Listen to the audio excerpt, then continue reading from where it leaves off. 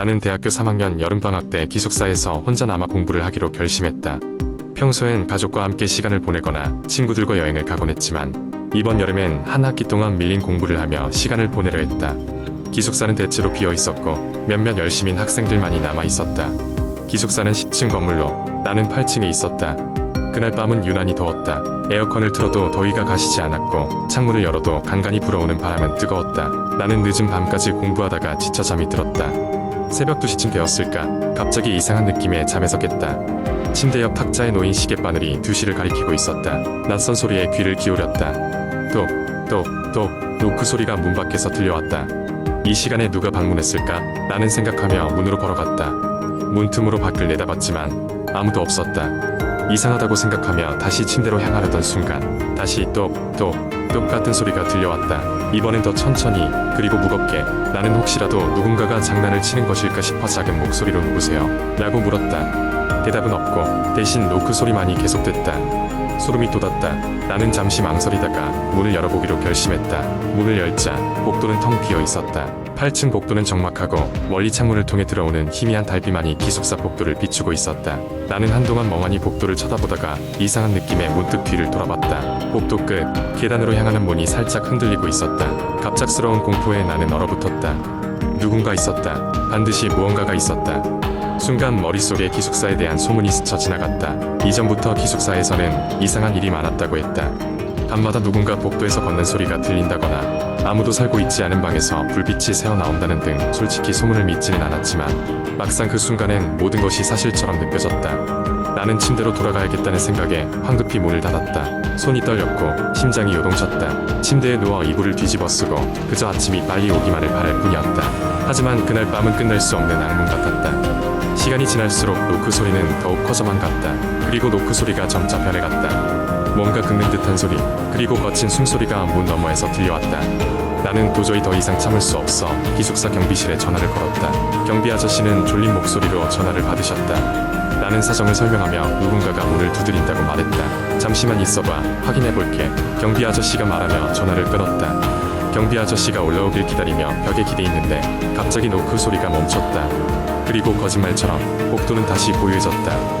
경비 아저씨가 도착했을 때쯤 나는 거의 긴장이 풀려 있었다. 그는 나와 함께 복도를 둘러보았지만 아무것도 찾을 수 없었다. 아무도 없는 것 같은데 아마 바람 소리나 건물 때문이었을 거야. 그는 그렇게 말하고 돌아갔다. 하지만 나에게는 그 소리가 절대 바람 소리로 들리지 않았다. 그 후로 나는 기숙사에서 홀로 남는 것이 무서워졌다. 방학이 끝날 때까지 나는 계속해서 복도에서 들려오는 이상한 소리와 싸워야 했다. 누구에게 이 이야기를 해도 믿어주는 사람은 없었지만 그 경험은 아직도 내 머릿속에 생생하다. 가끔은 그때의 소리가 다시 생각나 잠에서 깰 때가 있다. 그럴 때면 나는 항상 그날 밤의 기숙사 복도를 떠올린다. 그리고 그곳에 정말 무엇이 있었을지 궁금해지곤 한다. 두 번째 이야기 대학교 때 여름 방학이었다. 나는 그 당시 자취를 하고 있었고 여름학기를 듣느라 고향에 내려가지 못하고 서울에 남아 있었다.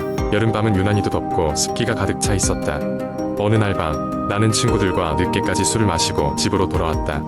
그날따라 술이 많이 들어가서인지 평소보다 더 피곤했고 집에 돌아오자마자 뻗어버렸다. 대략 새벽 2시쯤이었을까 갑자기 갈증이 나서 잠에서 깨어났다. 일어나 부엌으로 향하면서 거실을 지났는데 뭔가 이상한 느낌이 들었다. 내 몸이 갑자기 불쾌한 전율에 휩싸였고 목덜미가 서늘해졌다. 하지만 술에 취해 대수롭지 않게 여기고 물을 한 잔 마신 후 다시 잠자리에 들었다. 다음 날 아침 나는 어젯밤에 그 이상한 느낌을 더 이상 기억하지 못하고 일상으로 돌아왔다. 하지만 그날 저녁 이상한 일이 또 일어났다. 침대에 누워서 TV를 보고 있는데 거실에서 툭 하고 무언가 떨어지는 소리가 들렸다. 귀찮은 마음에 그냥 넘기려 했지만 계속해서 같은 소리가 나기 시작했다. 호기심과 불안함이 동시에 밀려들었다. 나는 조용히 거실로 가서 불을 켰다. 바닥에는 아무것도 없었다. 그저 고요함만이 감돌았다. 순간 소름이 돋았고 나는 급히 방으로 돌아와 불을 끄고 침대 속으로 몸을 숨겼다. 그날 밤 나는 제대로 잠을 이루지 못했다. 그 다음 날부터 이상한 일은 점점 더 자주 일어났다.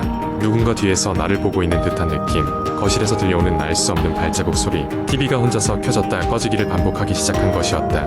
나는 점점 지쳐갔고 공포에 휩싸여 있었다. 친구들에게 이야기를 해보았지만 그 누구도 진지하게 들어주지 않았다. 그저 피곤해서 그런 거라며 웃어넘길 뿐이었다. 하루는 친한 친구가 집에 놀러 왔는데 그 친구마저도 뭔가 이상하다고 느꼈다. 그 친구는 나에게 이 집에 무언가 있다고 말하며 함께 원인을 찾아보자고 했다. 쉽게 믿지 않았던 나지만 지금 내게 남은 유일한 방법이라 생각하고 친구와 함께 거실을 조사하기로 했다.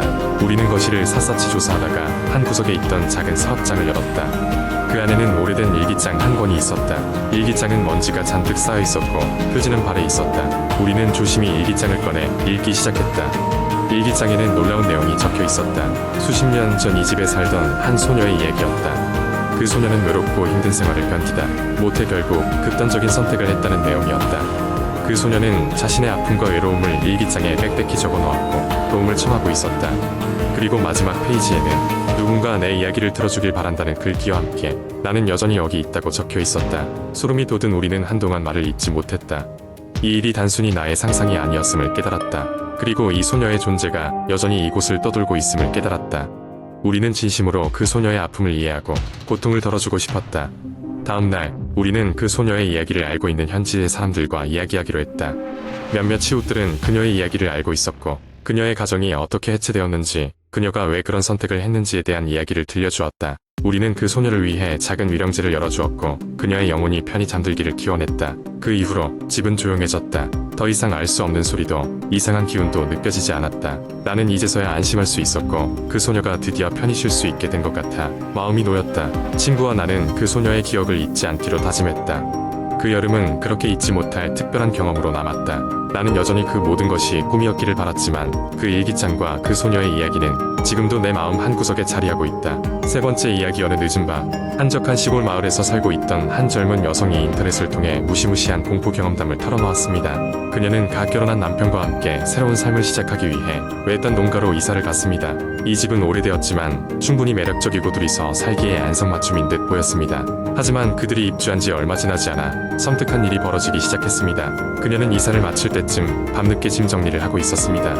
남편은 피곤한지 먼저 잠자리에 들었습니다. 그날 밤 창밖으로 불쾌한 발자국 소리가 들렸습니다. 처음에는 새 집이라 나는 소리인가 했지만 여자가 소리의 근원을 찾으려 해도 보이는 것은 없었습니다. 똑같은 일이 며칠간 계속됐고 그녀는 점점 더 불안해졌습니다. 어느 날 저녁 남편은 친구와의 약속이 있어 외출했습니다. 그녀는 집에 홀로 남게 되었고 유독 그날따라 소음은 더욱 심해졌습니다. 그러다 갑자기 조용해졌습니다. 안도의 한숨을 내쉬려는 찰나 그녀는 베란다 문 쪽에서 미세한 낄낄거리는 웃음소리를 듣게 되었습니다. 충격과 공포로 급히 카메라를 들고 음성이 들린 방향으로 다가가 보았지만 아무것도 발견할 수 없었습니다. 다음 날 그녀는 마을의 한 노파에게 이 집에 대해 묻기 시작했습니다. 노파는 입을 떼기 힘든 듯 뭔가를 망설이다가 차분히 말을 이어갔습니다. 이 집은 오래전부터 별로 좋지 않은 일들이 일어나던 곳이야. 여기에 살던 가족이 어느 날 갑자기 사라졌다고 하지. 무서움에 휩싸인 그녀는 남편과 함께 집을 옮기기로 마음을 먹었지만 그것은 쉬운 일이 아니었습니다. 이사 비용과 스케줄이 맞지 않아 2달 더 그곳에 머무를 수밖에 없었습니다. 그동안 이상한 일들은 계속해서 일어났고 그녀는 매일 밤 불안에 떨어야만 했습니다. 침대 밑에서 나는 신음소리, 이따금씩 보이는 그림자 같은 존재, 그리고 집안인가 바깥인가 알 수 없는 곳에서 들려오는 속삭임까지. 이러한 상황 속에서도 그녀는 용감하게 버텼고 드디어 이사 날이 다가왔습니다. 짐을 싸던 날 그녀는 벽장 깊숙이 감춰져 있던 오래된 일기장을 하나 발견하게 됩니다. 일기장 속에는 이전 가족의 기록이 담겨 있었고 그들은 한동안 같은 종류의 괴상한 일을 겪었다고 기록되어 있었습니다. 마지막 페이지에는 눈물 자국과 함께 적힌 우리 가족을 사로잡은 것은 결국 이곳에 머물지 않은 것이라는 문장이 있었습니다. 결국 그녀와 남편은 마침내 그 집을 떠나 새로운 장소로 이사를 갔고 그곳에서의 삶은 다시 평온을 찾을 수 있었습니다. 그러나 여전히 그녀는 가끔씩 그 집에서 경험했던 오싹한 순간들이 떠오르곤 했습니다. 그 후 그녀는 여러 공포 포럼에 자신의 경험담을 적음으로써 혼자가 아님을 느끼게 되었고 동시에 비슷한 경험을 가진 이들로부터 많은 위로와 공감을 받을 수 있었습니다. 이 이야기는 인터넷을 타고 퍼지며 사람들 사이에 큰 화제를 일으켰고 그렇게 그녀의 공포 경험은 또 다른 사람들에게 경고와 무서움을 전해주었습니다.